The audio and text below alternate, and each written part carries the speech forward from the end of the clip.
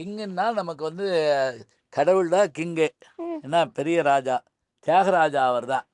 ஏன் குயின்னா மதுரையை ஆள்றது வந்து மீனாட்சி தான். மதுரை அரசாளும் மீனாட்சி. அதனால் மதுரை தான் இங்கே மதுரை வந்து பெண்ணரசி ஆளுகிற அந்த ராஜ்யம் அது. உன்னை மாதிரி ஆட்கள்லாம் பின்னாடி பெரிய இடத்துக்கு வரணும் அப்படிங்கிறதுக்காக, அரசாட்சி பண்ணணுங்கிறதுக்காக மீனாட்சியை இங்கே ஆட்சி பண்ணுறாங்க. அவங்க தான் இந்த ஊரினுடைய குயின். பாண்டிய நாட்டுடைய மன்னனாகிய மலையத்துவச பாண்டியன் தான் இவங்க அப்பா. இவங்க அம்மா பேர் என்ன தெரியுமா? காஞ்சன மாலை. தங்களுடைய மகளாகிய இளவரசிக்கு பட்டம் சூட்ட நினைச்சாங்க.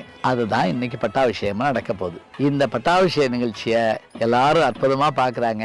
நம்மளும் பார்ப்போம். சரி, போமா வீட்டுக்கு பாப்போம். கிளம்பலாம், நாளைக்கு வரும். வணக்கம்.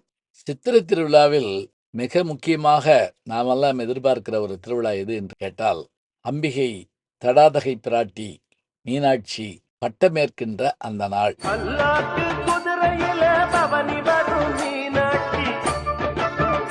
மலையத்துவச பாண்டியன் அவருடைய மனைவியாகிய பட்டத்தரசியாகிய காஞ்சனமாலை இவர்கள் மகப்பேறு குழந்தையின்றி தவிர்த்த போது யாகத்திலே தோன்றிய பெண்மணிதான் நம்முடைய தடாதகை பிராட்டி. இப்ப கூட பாருங்களேன், பிராட்டிபத்துன்னு ஒரு ஊர் தான் பிராட்டிபத்துன்னு நம்ம சொல்றோம். நாகமலை புதுக்கோட்டை போகிற வழியில். அது பிராட்டிக்குரிய இந்த கோயில் தொடர்பான பகுதிகளுக்கு சம்பந்தமுடைய ஊர். திரு ஏடகம், ஏடி ஏறினதுனால மதுரையை சுற்றி இருக்கக்கூடிய ஊர் பூரா அந்த மாதிரி தான் சொல்லுவோம். நெருப்பிலே தோன்றிய தடாதகை பிராட்டியை அவள் மகளாக இருந்தபோதும் இளவரசனுக்குரிய பெருமையோடு வளர்க்கிறார்கள் பாண்டிய மன்னனும் அவன் மனைவியும். குதிரையேற்றம், யானையேற்றம், வில் பயிற்சி, பால் பயிற்சி என்ற அத்தனையும் அந்த பெண்ணுக்கு கற்றுத்தரப்படுகிறது. உலகே ஆளுகிற அரசிக்கு தெரியாத கலைகளா? இருந்தாலும் அவள் மண்ணுகுலத்துக்கு பெண்ணாக வந்திருப்பதால் இவற்றையெல்லாம் அவள் கற்றுக்கொள்கிறார். கற்றுக்கொண்ட இந்த பெண்மணி உரிய காலத்தில் பட்டாபிஷேகத்தை ஏற்க வேண்டும். கொடியேற்றம் தொடங்கி திருவிழா நடைபெறுகின்ற போது காலையிலும் மாலையிலும் சொக்கநாதரும் மீனாட்சியும் பிரியாவிடையும் நகர்வலம் வந்து கொண்டே இருப்பார்கள். காலையிலும் மாலையிலும் மேலமாசி வீதியும், அதாவது மேலக்குவர வாசலும் சந்திக்கின்ற இடத்திலே அந்த மண்டபத்திற்கு மாலையிலே வந்துவிட்டு சொக்கநாதருடன் வருவார். எப்போதும் இருப்பார்கள். பிறகு எம்பெருமாட்டியை அழைத்து கொண்டு கோவிலுக்குள்ளே வருவார்கள். எம்பெருமாட்டி ஆகிய மீனாட்சி ஆர்கால் மண்டபத்திலே அரசிக்குரிய அந்த பெருமையோடு அமர வைக்கப்படுவார்.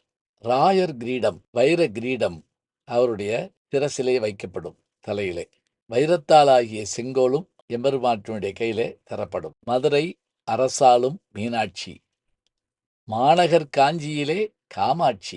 மதுரை அரசாளும் மீனாட்சி, மாநகர் காஞ்சியிலே. பெண்ணரசி உலகத்தில் முதலில் ஆண்ட இடம் மதுரை தாங்க. மெகஸ்தனிஸ் போன்ற பயணிகள் தங்களுடைய பயண குறிப்புகளிலே பல செய்திகளை தருவார்கள். அதில் தெற்கு பகுதிக்கு வந்த ஒரு பயணி தன்னுடைய குறிப்பிலே சொல்லுகிற போது, இந்த பகுதியை ஆண்டவள் ஒரு பெண்ணரசி என்று ஒரு குறிப்பை தருகிறார். பிற்காலத்தில் மங்கம்மா பெண்ணரசியாக இருந்த ஆண்டதும், அதே போல வீரமங்கை வேலுநாச்சி சிவகங்கை ஆண்டதையும் நாம் அறிவோம். இப்போது ஆறுகால் மண்டபத்தில் ராயர் கிரீடம் தலையிலே சுடப்பட்டு கையிலே செங்கோலை ஏந்தி, அதாவது இந்த திருவிழாக்களெல்லாம் ஒரு காலத்தில் தை மாசி மாதங்களில் நடந்தபோது, மாசியிலிருந்து மாசி, பங்குனி, சித்திரை, வைகாசி, ஆணி, ஆடி வரைக்குமான 6 மாத காலம் அந்த செங்கோல் அரசி கையிலே இருக்கும்.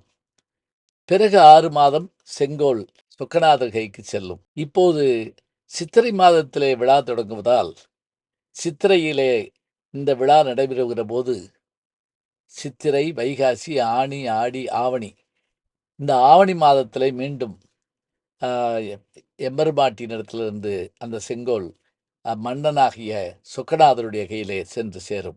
இப்போது செங்கோலை ஏந்தி பட்டாபிஷேகத்தை ஏற்றுக்கொண்ட அரசிக்கு பூமாலை சூட்டப்படும், பாமாலைகள் பாடப்படும், எல்லாவற்றுக்கும் மேலாக வேப்பம்பூ மாலை அணிவிக்கப்படும். இருபுறமும் படியே தொங்கிக் கொண்டிருக்கும். மாலை என்பது பூ முடிந்து கீழே ஒரு குஞ்சம் தொங்கும். வேப்பம்பூ மாலை அணிந்திருக்கக்கூடிய இந்த அரசி ஏன் வேப்பம்பூ மாலை அணிகிறாள்? வேம்பு பூக்கிற காலம் சித்திரை மாதம். அது மட்டுமில்லை, முக்கியமாக இவள் பாண்டியனின் மகள் அல்லவா? பாண்டியனுக்கான பூக்களில் ஒன்று எது என்று கேட்டால் அது வேப்பம்பூ. அவனுடைய மாலை, அதாவது தசாங்கங்களில் ஒன்று மாலை, வேப்பம்பூ மாலை. சேரனுக்கு பணம்பூ மாலை, சோழனுக்கு ஆத்திப்பூ மாலை, பாண்டியனுக்கு வேப்பம்பூ மாலை. பாண்டிய அரசியாக இவள் வீற்றிருப்பதன் காரணமாக இவளுக்கு வேப்பம்பூ மாலை அணிவிக்கப்படுகிறது. பின்னர் எம்பெருமாட்டி எழுந்தருளி ஊர்வலகமாக வந்து நமக்கு காட்சி தருகிறாள். அரசியாக பட்டம் சூடி கொண்ட இவள்தான் மதுரையை இன்றும் ஆண்டு வருகிறாள். மீனாட்சி என்றால் மீன் போன்ற கண்ணையுடையவள். கிருபானந்த வாரியார் சாமி சொல்லுவார், மீன் முட்டையிடும் நீரிலேயே, நீர்வாழ் பிராணி அல்லவா, அடைகாக்குமா என்றால் இல்லை. மிதக்கின்ற அந்த முட்டைகளை கண்ணால் பார்த்து கொண்டே இருக்குமாம். அப்படி பார்க்கும் போதே அந்த கண்ணின் கருணையால் அந்த முட்டைகளிலிருந்து குஞ்சுகள் வெளிவருமா. கண்ணினால் கருணை செய்பவள் யாரென்றால் அங்கேயர் கண்ணியாகிய மீனாட்சி. ஆம், அவள் தன்னுடைய கண்ணினால் கருணை செய்து நமக்கு வேண்டிய எல்லா செயல்பாட்டையும் தந்து கொண்டிருக்கிறாள். மதுரை அவளுடைய ஆட்சியின் கீழ் இருக்கிறது. பட்டாபிஷேக நிகழ்ச்சியை காண்பதற்கு நாம் எல்லோரும் சென்று பார்ப்போம். வீதி உலா வருகின்ற எம்பெருமாட்டியும் சந்திப்போம். இது முடிந்தவுடன் தான் திக்விஜய நிகழ்ச்சி நடைபெற இருக்கிறது. அதனையும் தொடர்ந்து காண்போம். நிற்கும் ஊர் மாறி, பேர் மாறி, உருமாறி, கருமாறி அப்படின்னு அந்த பாட்டில் சொல்கிறப்ப, நானாட்சி செய்து வரும் நான் மாடக் கூடலிலே மீனாட்சி என்ற பெயர் எனக்கு அப்படின்னு கண்ணாசன் எழுதியிருப்பாருங்க ஆதிபராசக்தி படத்தில். அப்படியாக ஆட்சி செய்கின்ற மீனாட்சியினுடைய ஆட்சியிலே இருக்கிற குடிமக்களாக நாம் அவருடைய அந்த திருவடிகளை வணங்கி எப்போதும் நலம் பெறுவோம்.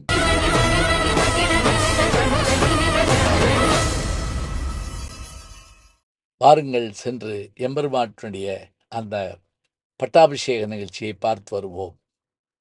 நல்ல செய்திகளை நாளும் சிந்திப்போம். நாளை சந்திப்போம். வணக்கம். ஜி ஞானசம்பந்தன் யூடியூப் சேனல் பாருங்க. உங்களை தேடியே உங்க வீட்டுக்கு வருது. கேட்காம ஒரு விஷயம் உங்களை தேடி வருது பாருங்க, அதை பிடிச்சி வச்சுக்கோங்க. நம்முடைய ஜி ஞானசம்பந்தன் யூடியூப் சேனலை தொடர்ந்து எக்ஸலம், இன்ஸ்டாகிராம், ஃபேஸ்புக், வாட்ஸ்அப் என்று அனைத்து தளங்களிலும் நாம் இயங்கிக் கொண்டிருக்கின்றோம். நீங்களும் எங்களோடு வாருங்கள்.